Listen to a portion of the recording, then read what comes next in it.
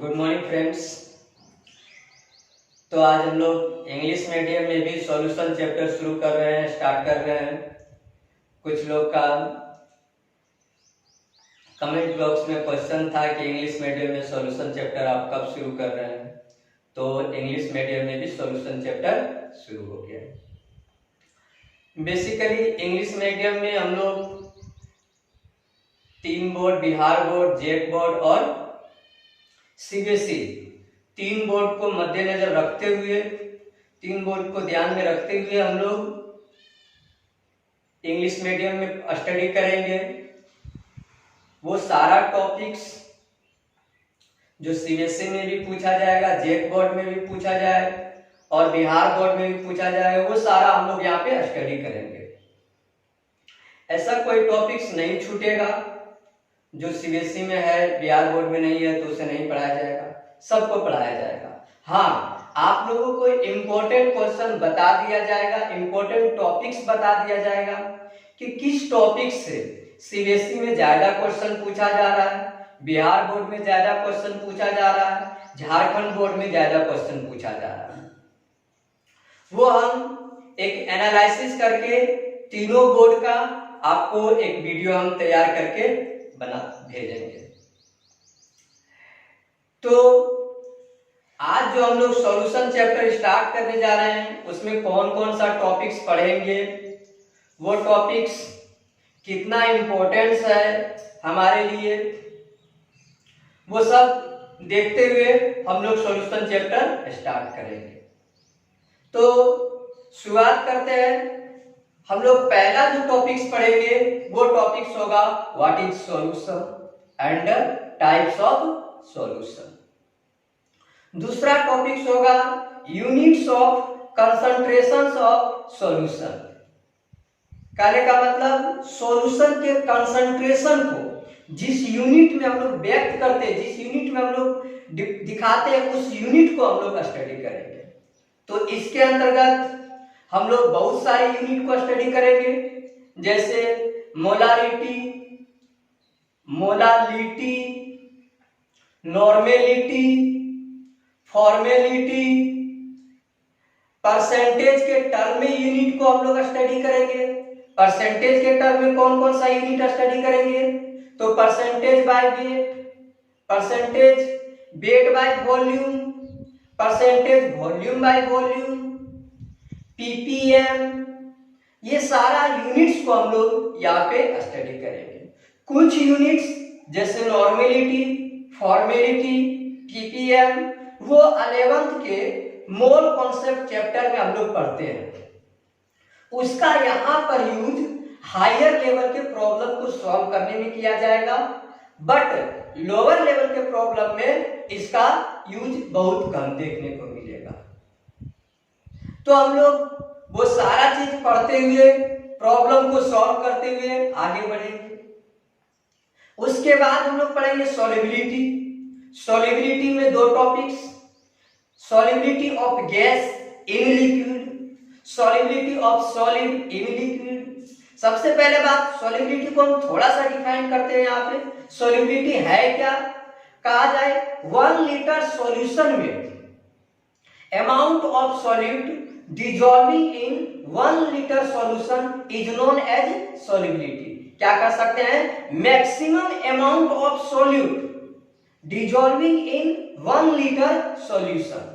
1 liter solution में maximum amount में जो सॉल्यूट डिजॉल्व कर जाता है उसी को हम लोग क्या कहते हैं, सॉल्युबिलिटी कहते हैं।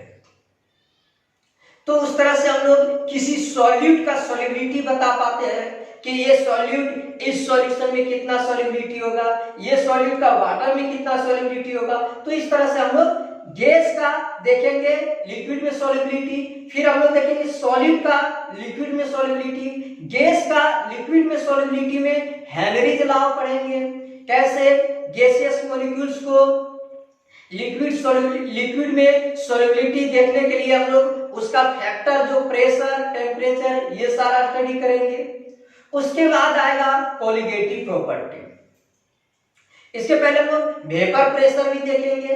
वेपर प्रेशर के बाद हम लोग देखेंगे कोलिगेटिव प्रॉपर्टी, जिसमें देखेंगे कि वेपर प्रेशर में कैसे कभी किस कंडीशन पर वेपर प्रेशर लोअर हो जाएगा, किस कंडीशन पर वेपर प्रेशर रिलेटिव लॉवरिंग देखेंगे। तो ये सारा यहाँ पर राउल्ट्स लॉ के अनुसार हम लोग स्टडी करेंगे। दूसरा बात कोलिगेटिव प्रॉपर्टी में elevation in boiling point, depression in freezing point, जो यहाँ पे elevation in boiling point, depression in freezing point, ये सारा स्टडी करेंगे हम लोग। फिर diffusion, osmosis, osmotic pressure, determination of molar mass and abnormal molar mass, ये सारा हम लोग स्टडी करेंगे। तो अब हम लोग शुरुआत करते हैं व्हाट इज सॉल्यूशन, सॉल्यूशन है क्या। इसका जो नंबर मार्किंग है हम तीनों वर्ड को रिलेटिव करके आपको नेक्स्ट क्लास में बताएंगे कि कौन सा टॉपिक बहुत ज्यादा इंपॉर्टेंट है सीबीएसई के लिए, कौन सा टॉपिक बहुत ज्यादा इंपॉर्टेंट है बिहार बोर्ड के लिए, और कौन सा टॉपिक बहुत ज्यादा इंपॉर्टेंट है जेएफ बोर्ड के लिए। तो ये सारा हम लोग नेक्स्ट क्लास में एक सेपरेट वीडियो रहेगा इसका, जिसमें आप लोग सारा क्वेश्चन का 10 साल के क्वेश्चन को एनालिसिस करके आपको बताया जाएगा। अब हम लोग देखते हैं व्हाट इज सॉल्यूशन, सॉल्यूशन है क्या। तो इसको समझने प्रैक्टिकली समझते हैं हम लोग, प्रैक्टिकली समझते हैं हम लोग। यहाँ पे सॉल्यूशन का है कि मिक्सचर, जब हम लोग दो सब्सटेंस को मिक्स करते हैं तो मिक्सचर में ही हम लोग का सॉल्यूशन का फॉर्मेशन होता है।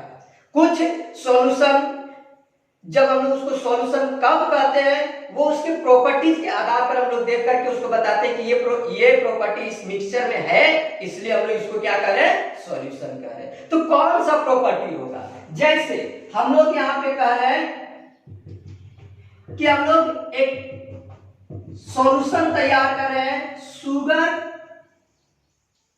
प्लस वाटर का, शुगर और वाटर का हम लोग क्या कर रहे हैं, एक सॉल्यूशन तैयार कर रहे हैं। तो पहला दो बात हमको सॉल्यूशन के डेफिनेशन में रिमेंबर करना है, याद रखना है हमेशा।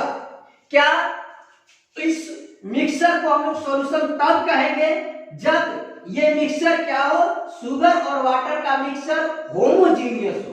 क्या होना चाहिए, होमोजीनियस। होमोजीनियस का मतलब क्या हो गया, होमोजीनियस का मतलब ये हो गया कि इस कंटेनर में जो शुगर और वाटर का सॉल्यूशन रखा गया है, इसके किसी भी पॉइंट से हम लोग सॉल्यूशन को जब टेस्ट करेंगे, चेक करेंगे, तो इस हर पॉइंट पे वाटर और शुगर का मिक्सचर की कंपोजिशन सेम होना चाहिए। जितना यहाँ पे अगर हम लोग 1 चम्मच वाटर और शुगर के सॉल्यूशन को निकालते हैं, तो जितना स्वीटनेस यहाँ पे होना चाहिए उतना ही स्वीटनेस यहाँ पे होना चाहिए। अगर कंपोजिशन की बात करें तो जितना वाटर मॉलिक्यूल्स और शुगर मॉलिक्यूल्स यहाँ पे हमको मिला यहाँ के सॉल्यूशन में, उतना ही शुगर एंड वाटर मॉलिक्यूल्स यहाँ के सॉल्यूशन में मिलना चाहिए।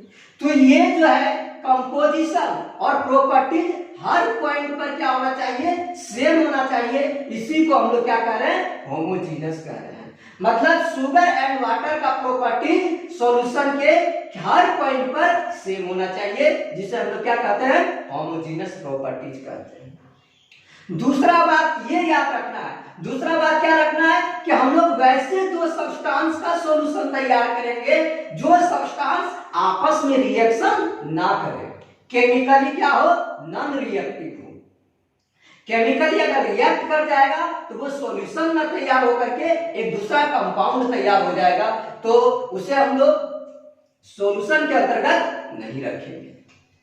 तो ये दो बात हमको हमेशा याद रखना होगा सॉल्यूशन को डिफाइन करने के लिए। इसीलिए हम लोग सॉल्यूशन को डिफाइन करते हैं, homogeneous mixture of 2 and more than 2 chemically non-reactive substance is called solution। फिर से एक बात क्या याद रखना है, homogeneous mixture and chemically non reactive substance. और उसकी बात कहेंगे सॉल्यूशन क्या है, solution is homogeneous mixture of 2 and more than 2 substance. जैसे तो सब्सटेंस क्या होना चाहिए, केमिकली नॉन रिएक्टिव होना चाहिए, इज कॉल्ड सॉल्यूशन। अब हम लोग यहाँ पे होमोजीनियस का मतलब समझ गए। क्या समझे होमोजीनियस का मतलब? Composition and properties. Composition and properties क्या होना चाहिए? यूनिफॉर्म होना चाहिए, एक समान होना चाहिए थ्रू आउट द मिक्सचर। करने का मतलब तो मिक्सचर में कहीं से भी हम लोग अगर चेक करेंगे तो उसका मिक्सचर का कंपोजिशन एंड प्रॉपर्टी यूनिफॉर्म होना चाहिए। दूसरा बात, अब हम लोगों को क्या देखना है, एक नेक्स्ट टॉपिक में है ये on the basis of number of substance in solution. कहने के मतलब सॉल्यूशन में कितने सब्सटेंस का हम लोग ये सॉल्यूशन तैयार किए हैं।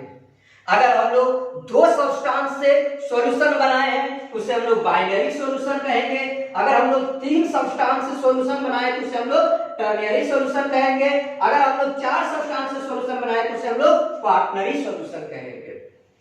Ternary solution and quaternary solution. तो हम लोग यहाँ पे समझ गए सॉल्यूशन में present substance, number of substance के आधार पे सॉल्यूशन को कैटेगराइज कितने भागों में किया गया, और नंबर ऑफ ज्यादा रहेगा तो और आगे जाएगा। बेसिकली 12th में हम लोगों को बेसिकली 2 कंपोनेंट या कहेंगे 2 सब्सटेंस से बना सॉल्यूशन को स्टडी करना है। यानी हम लोग किस टाइप के सॉल्यूशन को स्टडी करेंगे? बाइनरी सॉल्यूशन को हम लोग यहाँ पे स्टडी करेंगे। तो अब हम लोग देख रहे हैं कि बाइनरी सॉल्यूशन में 2 सब्सटेंस हो गया। अब इसमें एक सब्सटेंस को हम लोग विलय कहेंगे, हिंदी हो गया। एक सब्सटेंस को हम लोग क्या कहेंगे? सॉल्यूट कहेंगे, और दूसरा सब्सटेंस को हम लोग क्या कहेंगे? सॉल्वेंट कहेंगे। तो कौन सा सब्सटेंस सॉल्यूट होगा और कौन सा सब्सटेंस सॉल्वेंट होगा, जनरल डेफिनेशन के आधार पे हम